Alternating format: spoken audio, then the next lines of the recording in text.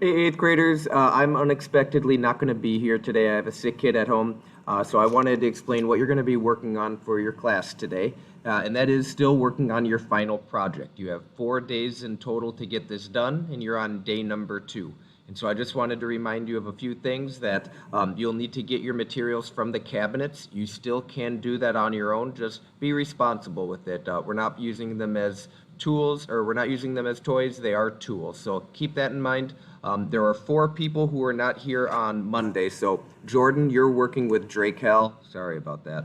But talk with each other to figure out what plan or what final project you're doing. Ruthie, you are working with Karin. Lola, you are working with, I had that written down somewhere, Lance. And Aaliyah, you are working with Mac Attack. So check in with your partner. Everybody else should know either who you're working with or what your final task is that you're doing. I have sheets on my desk, the blue, yellow, and green sheets talking about the toll booth project, the spinning sign, or the car. So use that to figure out what details you need to have to get A, B, or a C, and just continue working on your project, building your things.